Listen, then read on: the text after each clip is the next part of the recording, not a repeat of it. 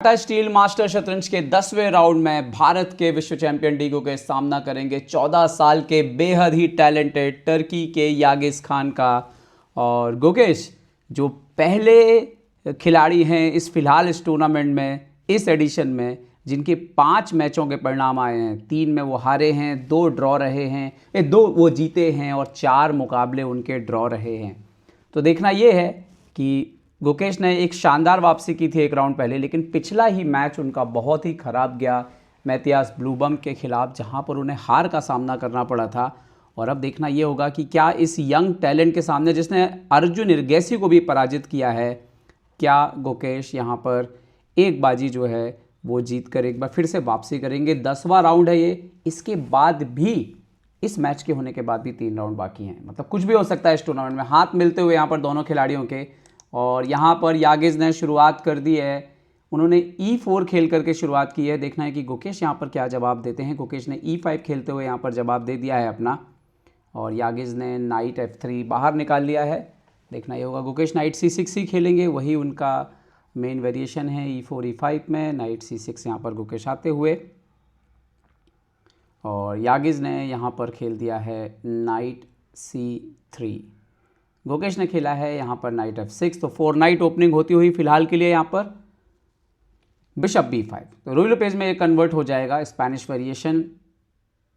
देखते हैं कि गुकेश यहाँ पर क्या चूज़ करते हैं। क्या वो यहाँ पर बिशप को खेला है उन्होंने B4 पर, तो ये बिल्कुल जो नॉर्मल रोयलो पेज है वैसा तो नहीं होने वाला है। यहाँ पर कैसल हो चुका है और स्पेनिश वेरिएशन में मैच चल रहा है फिलहाल।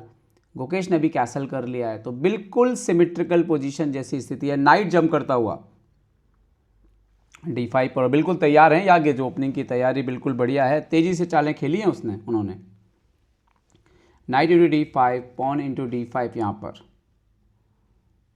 और गुकेश ने यहाँ पर खेल दिया है E4। और ये बहुत इंटरेस्टिंग है कि अगर आप मारते तो हम भी मार देते नाइट। तो यहाँ पर नाइट गया है E1 पर, और अब गुकेश ने खेल दिया है नाइट D4। अभी तक की जो स्थिति आप बताएं तो यागिस जो है वो बहुत तेज खेल रहे हैं। 1 घंटा 58 मिनट है उनके पास, मतलब बिल्कुल भी टाइम उन्होंने लिया नहीं है।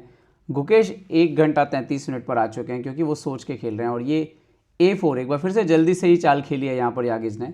गुकेश ने यहाँ पर नाइट इंटू D5 मारा है, पॉन इंटू यहाँ पर B5 आते हुए, और अब गुकेश ने खेल दिया है C6, पॉन ब्रेक देने की तैयारी। एक एंड गेम में गेम जो है वो एंटर कर रहा है फिलहाल। और पहली बार सोचा तो कितना सोचा, 51 मिनट सोच के C3 खेला है यागिस ने। मतलब इतना सोचा कि जो करीब करीब 30 मिनट आगे थे, 20 मिनट पीछे हो गए। ओके, बिशप C5 खेल दिया गुकेश ने यहाँ पर, और यहाँ पर D3 ब्रेक देते हुए यागिस। और अब उन्होंने पिछली 2 चालों में ओपनिंग खत्म होने के बाद उन्होंने बहुत ज़्यादा टाइम ले लिया है, C इंटू D5, और यागिस के पास सिर्फ आधा घंटा बचा हुआ है यहाँ पर। क्वीन B3 खेल दिया उन्होंने यहाँ पर, और गुकेश ने खेल दिया यहाँ पर D6, अपने बिशप को सपोर्ट लगाते हुए, अपने लाइट कलर के बिशप को ओपन करते हुए। और यहाँ पर पॉन इंटू यहाँ पर D5, पॉन की रिकवरी, बट अभी भी उनके कुछ पीसेस अंदर हैं। गुकेश ने खेल दिया रुक को E8 पर, पीसेस को लाते हुए गुकेश यहाँ पर पॉन इंटू E4, एक और पॉन गया, 2 पॉन दे चुके हैं गुकेश यहाँ पर पिछली 2 चालों में। लेकिन बिशप आते हुए बाहर यहाँ पर, और ऐसा लग रहा है कि उनको पीस तो मिल सकता है, सॉरी पॉन तो मिल सकता है। खैर क्वीन D3 से कंट्रोल किया है उन्होंने, बिशप C4 आने से रोका है, क्वीन C7 यहाँ पर आते हुए, और अभी बिशप C4 का थ्रेट है यहाँ पर। और उन्होंने खेल दिया बिशप E3, क्योंकि अदरवाइज बिशप इंटू F2 आता बिशप C4 के साथ। तो यहाँ पर बिशप इंटू E3 मार दिया, queen into E3, bishop C4 Gukesh का यहाँ पर 100% आएगा, क्योंकि और कोई चाल नहीं। और इसके साथ ही पॉन की रिकवरी यहाँ पर हो जाएगी। और दोनों के पास बोर्ड पर अगर आप देखें तो यहाँ पर 6-6 पॉन है बोर्ड के ऊपर, और गुकेश के पास है यहाँ पर बिशप, रुक को किया है E1, नाइट को अनपिन किया है, जो कि रुक के अगेंस्ट पिन था यहाँ पर। और गुकेश ने खेल दिया है D5, एक और पिन का फ़ायदा लेते हुए। क्वीन C5 एक्सचेंज करने के लिए तैयार यहाँ पर। गुकेश क्या एक्सचेंज करेंगे, वो हमेशा अवॉइड करते हैं। क्वीन D7 खेल दिया उन्होंने,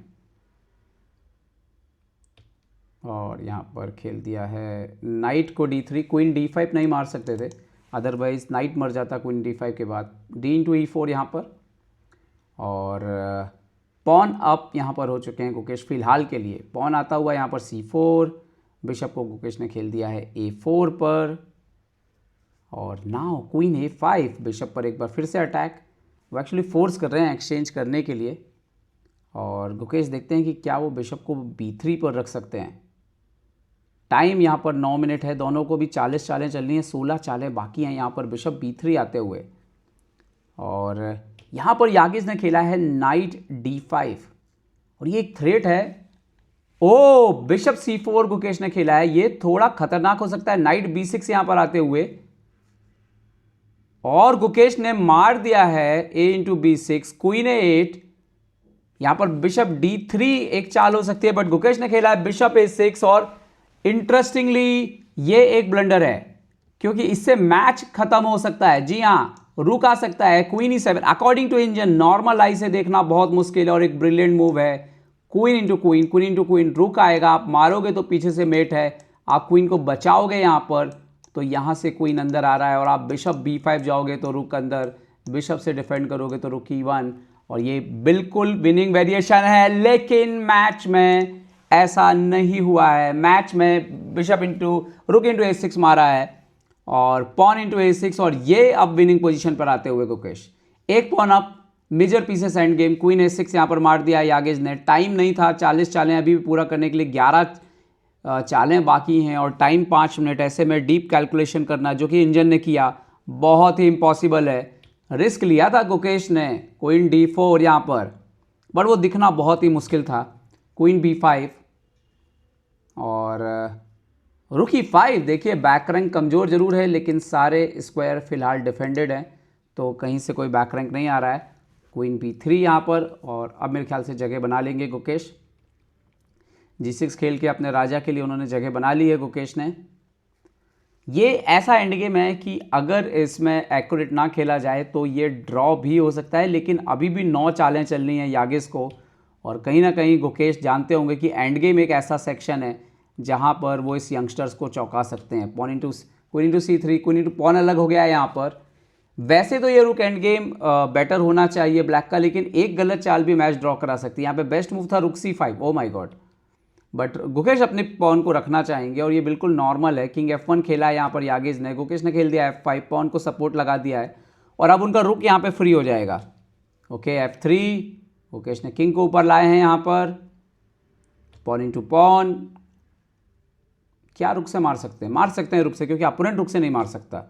रुक इंटू E4, रुक गया है B1 पर, और मेरे ख्याल से ये बिल्कुल सही समय आप डिफेंड कर सकते हैं रुक E6, और ये पॉन अप पोजीशन है, एक पॉन C3 पर भी है।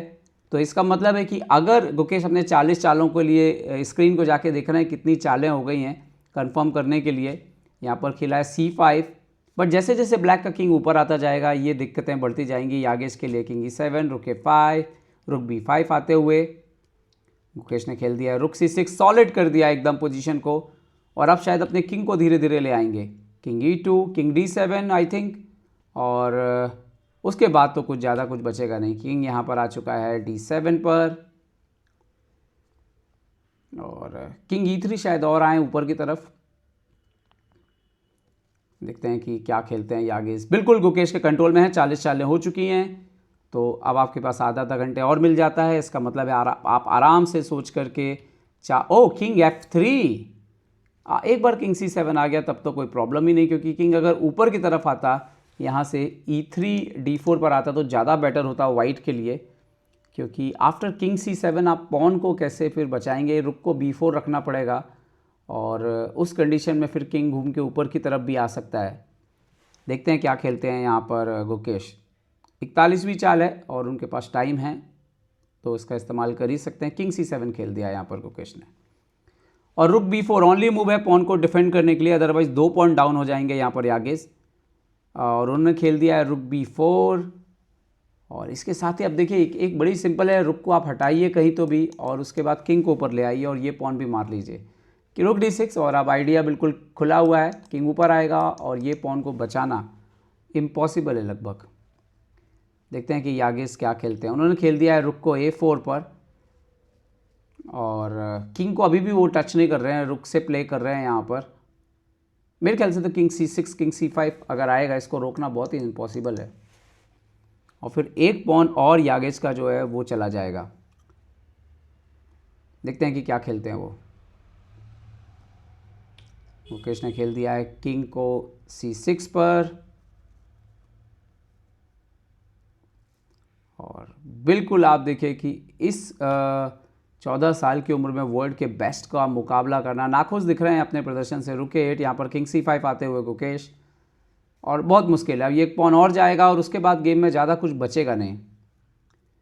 रुक A7 खेला उन्होंने, H वाले पॉन को अटैक किया, लेकिन ये तो H5 आ सकता है यहाँ पर, और ये रुक ऑलरेडी ये दोनों पॉन का जो बेस है उसको गार्ड कर रहा है। ये H5 खेल दिया गुकेश ने।